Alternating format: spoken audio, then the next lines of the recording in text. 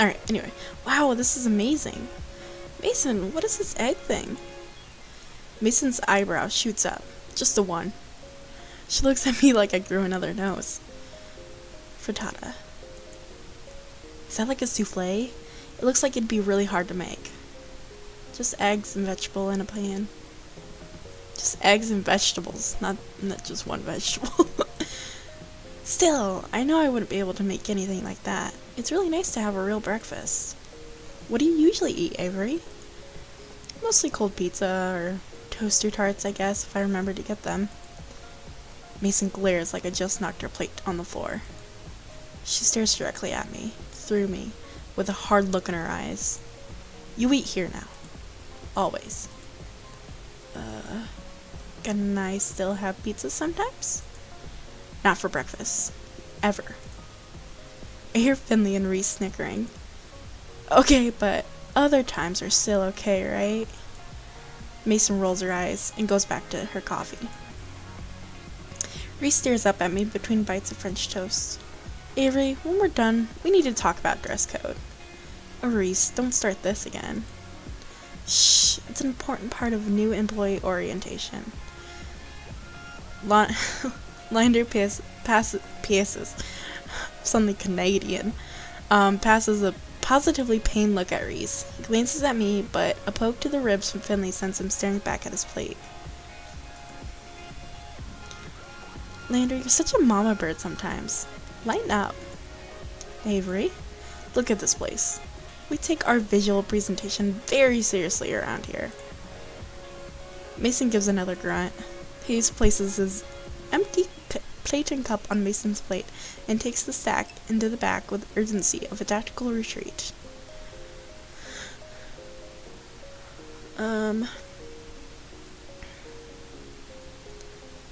Looks like I stole some money. Ooh. Next time you guys can join in just by heist and then entering a number if you want. And what I was gonna say is, okay, so he's about to, Graves and I expect, I'll continue that in a second, hold on. Graves and I expect a certain level of decor with the wait staff. Is this about my outfit? I woke up a little late, so... No, this is about uniforms. Mason pushes her chair away from the table with enough force that it wobbles briefly on two legs. She stands and takes my plate in one fell swoop. Opening soon. Time to get ready. She picks up the now empty cast iron skillet with one hand and balances a few of the other plates on top. That looks heavy, but she's holding it like it's nothing. Come on. She stares me down and gestures to the back room with a heavy nod, or a head nod, before she heads into the kitchen. Oops. She stares me. Oh, no, oh, never mind. I didn't skip anything. What are you talking about? I could handle a frittata. Oh, it's on butter. But you need an oven. Do you not have an oven? Phil. Dude. Gonna make that frittata? You gotta take pics. Don't think you can run off so easily, Avery. You'll get written up if you don't have your uniform. Okay, so you remember last time where he was like, oh, you have, blah, blah, blah, blah, blah. Sorry. I'm trying to pull it up. Where he made us try on that pumpkin looking thing, uniform. So, this is the achievement I got for wearing it. The Pumpkin Patch Kid. And then we also got one, for passing the interview. So I'm guessing you can, like, not pass the interview? And I do want to do these two, which is one where you die and then one where you quit your job. Remember? Because you can, there's one where you, like, realize you might turn into a cat, so you, like, freak out and you're like, I'm gonna quit my job. So I want to do those two. Maybe not today, but soon. Anyway.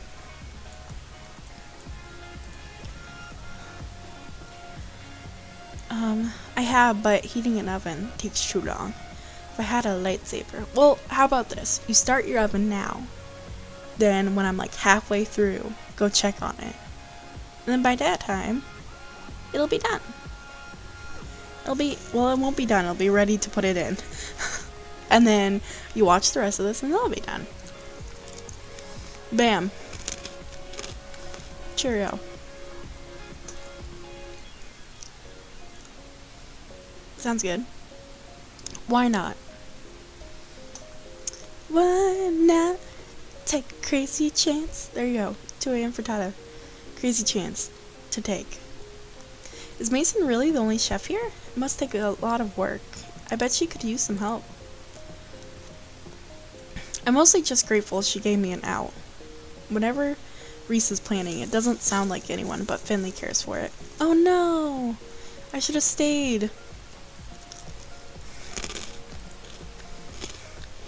I forgot Finley cares about that.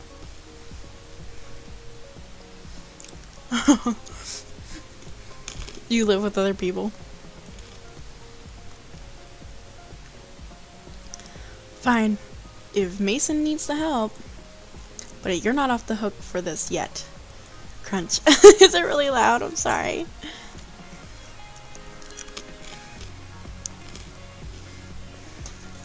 Oh, come on, laundry. Don't look at me like that. Something is definitely up. Whatever it is, I'm not gonna fall for it, like last time. Well, I'll be back once Mason says I'm done. I quickly retreat back to the kitchen before Reese can delay me further. I want this as a poster. Someone buy it for me? I'm just kidding, I don't think that's a thing. I'm almost successful at hiding the crunching. Yes, almost. Even though I work here now, I still feel like I'm trespassing on hollow ground. I've never been in a restaurant kitchen before. Heck, I'm barely in my own kitchen. It smells amazing, almost enough to make me hungry all over again. Hayes is at the sink, carefully scrubbing the cast iron we used at breakfast. Looks like he's already got the dishes on lockdown, to be honest. Mason only spares me a glance. She's already back to work, and it looks like there's a lot of it left to do. She dips a long spatula into a metal bowl and heaps of glob of frosting on top of a cake. It's mesmerizing to watch her move as she works to smooth the frosting. Can I help? Any experience? With what? Baking? I don't know why I asked. You could crunch it so fast that it would be high frequency the mic wouldn't pick it up. Let me try that. I know you Kappa, so alright. No. Did it not work? I saw the mic go up.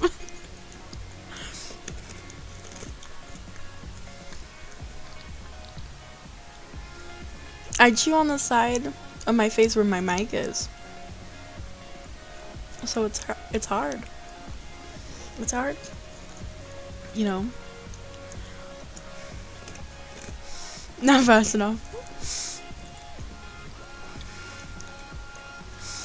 She doesn't bother looking up, but it feels like she doesn't have to see the cake to decorate it. I bet she could do this in her sleep. Don't touch anything. Yeah, I'm gonna leave. We're not trying to romance that, okay? Oh, okay. I'll go, see if there's anything else I can do to help out. Seems like Hayes and Mason aren't really the talking type. If it weren't for the sound of the sink, it'd be dead silent back here. Guess I'm intruding. Oh well.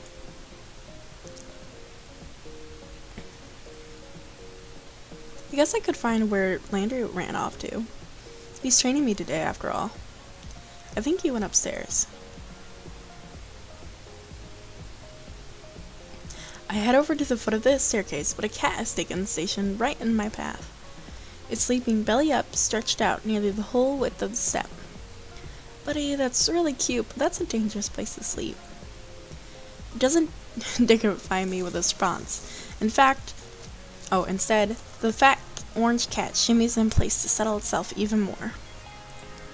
Gently, I nudge it to see if I can get the cat to move.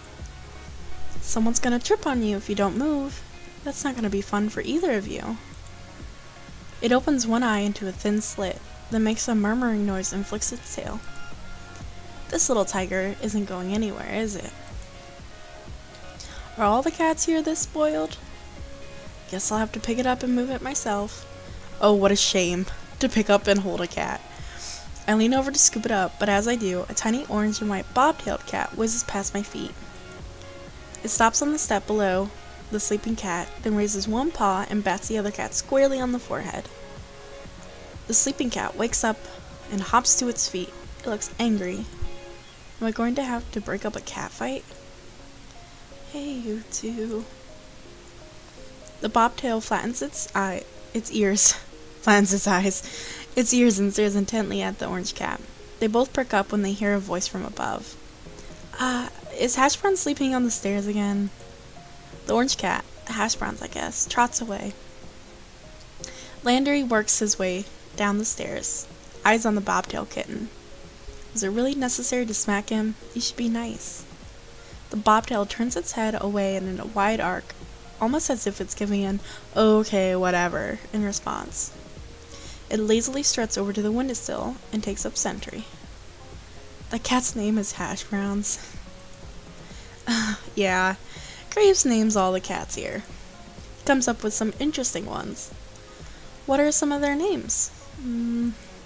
Well, at the moment there's Ramona, Shunsuke. Anyone? Kotick, Owl, Bramblepelt, Now, Hisa, Valentine, Marina, Ein, Junta, Jam Band, and so on. Holy crap. Which one was that bobtail? Oh. His face falls. Why does he look so nervous? Why don't you ask Reese later? Huh. Is that his cat? Did he name it or something? Is it a bad name? No, Graves should have told you about... Let's go to work. It's time to open. Landry isn't having any more of this. He walks past me to the front door without a glance. He unlocks it and flips the sign from closed to open. And ta-da! Your first day at a cat's paw has begun. And nobody's here. This is a little anticlimactic. Yeah, the mornings are usually pretty slow. Might pick up later. It didn't. At all. All day. Sure, a few people came in, and Landry had me wait their tables while he supervised. And it went pretty well, and I made a couple bucks in tips, but that was it. Finley came down a couple times to check in, and I saw Mason Hayes every time I went into the kitchen, but I didn't see Reese at all. Reese's bobtail cat, on the other hand, was all over the place. I think I see why he'd take a shine to this one. They're both complete hams. Not that I mind that it was slow. It just meant I got to play with the cats more. There are like 10 of them here? Maybe? I can't get a solid count on them. They seem to vanish sometimes. Looks like there are a lot of areas around here for them to hide. Thank you for your help today, Avery. Landry, Finley, and I just finished wiping down the tables. Mason was gone before the cafe closed, and I don't know where Hayes went. So, how do you like it? Is it always this quiet? I mean, not that I'm complaining. Not always. Tomorrow should be busier for sure. I've got plans. Oh, we should get here early then, huh? Don't say that like you aren't always early. Oh, I have to come in earlier? Don't worry too much about it, Avery. Just show up at your regular time. Okay, thanks. I can't imagine what busy means here. What, like 6 people in here at the same time?